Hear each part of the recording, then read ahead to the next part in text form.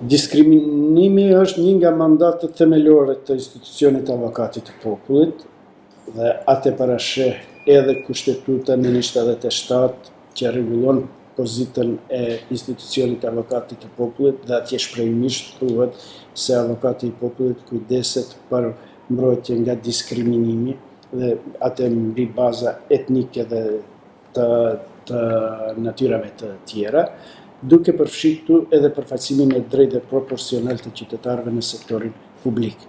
Si rezultati i asaj, ne kemi dy sektore që merren me këtë çështje, njëri i cili vepron në bazë të parashtresave që na ushtrohen, dhe vitin e kaluar kemi pas 38 parashtresa në lëmin e mbrojtjes nga diskriminimi, edhe përkundër faktit se tani ka një institucion të veçantë, Komisionin përkatës, por edhe avokati i popullit e ka mandat në mbrojtje nga diskriminimi.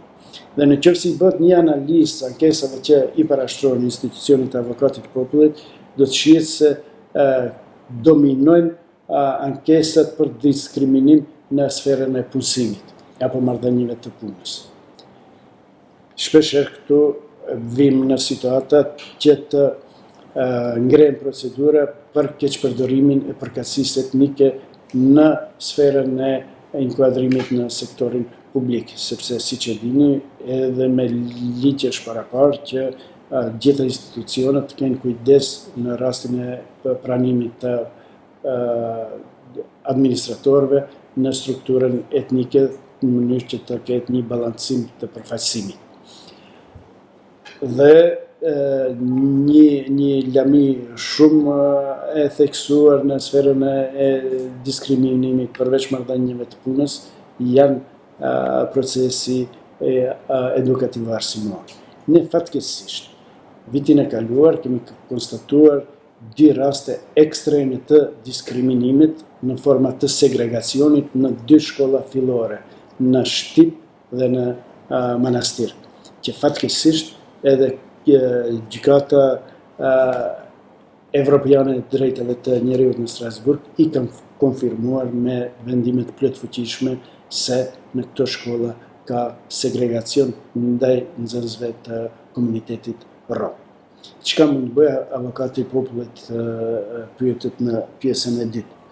Avokati i popullit kuptohet duhet ta ngrenë zërin për kundër gjitha formave të diskriminimit dhe sidomos ndaj dy kategorive të theksuara.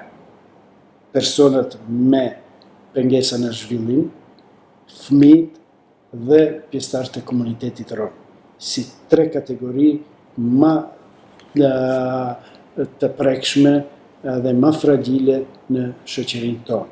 Fatkeqësisht në sferën e mbrojtjes së drejtave të personave me pengesa në zhvillim apo me handicap dhe sidomos drejtave të fëmijëve, edhe pse ekzistojnë dy konvente ndërkombëtare të cilat vendi i ka aprovuar dhe ato i paraqesin më pjesë e legjislaturës vendore, ne jemi larg plotësimit të kushteve.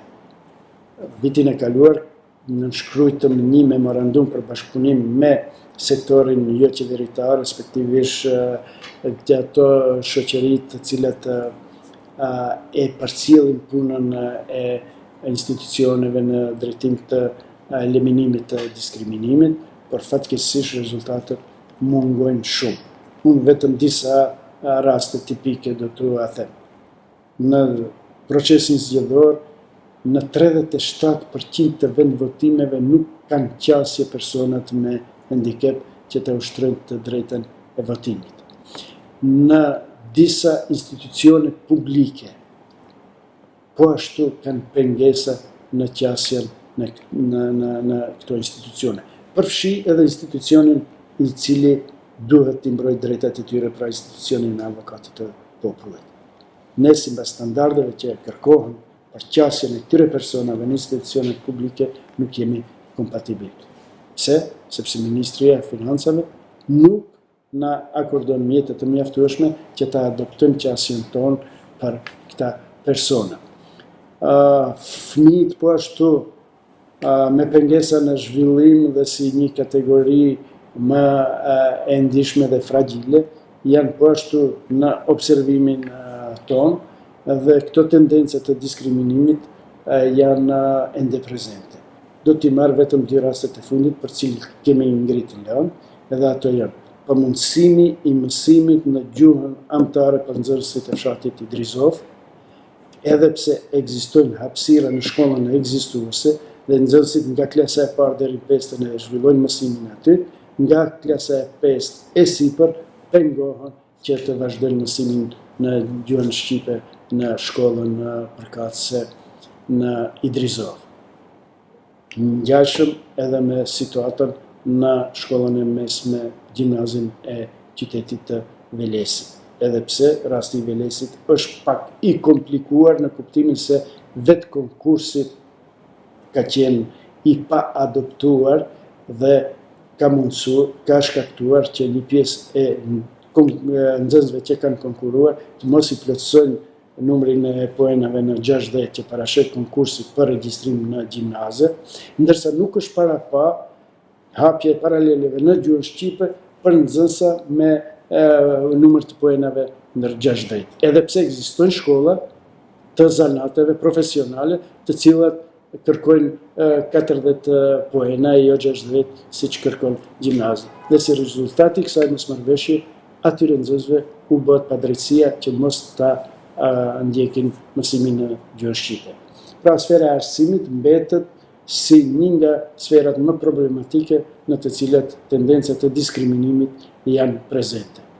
Kuptohet, avokati i popullit do të vazhdojë edhe më tutje që t'i përcjell këto situata, por edhe të ngrit iniciativa. Dhe kur jam këtu, në funksion të këtyre iniciativave, është edhe propozimi jon për ndryshimin e ligjit për arsimin e mesëm, në të cilin duhet të futet obligimi i shtetit për sigurimin e asistentëve profesional dhe arsimor.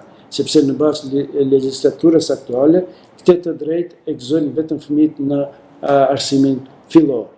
Edhe pse edhe atje kemi probleme, sepse dikon të 80% e nxënësve me handicap janë të përfshirë me asistent profesional ose arsimor, ndërsa në shkollimin e mesëm, kur këta nxënës pra kalojnë në shkollimin e mesëm, shteti nuk e ka obligim që të vazhdojë asistencën profesionale ose arsimore dhe prindrit detyrohen që me mjetet e tyre të sigurojnë kuadër të tillë. Kjo duhet të jetë sipas konventave ndërkombëtare obligim i shtetit.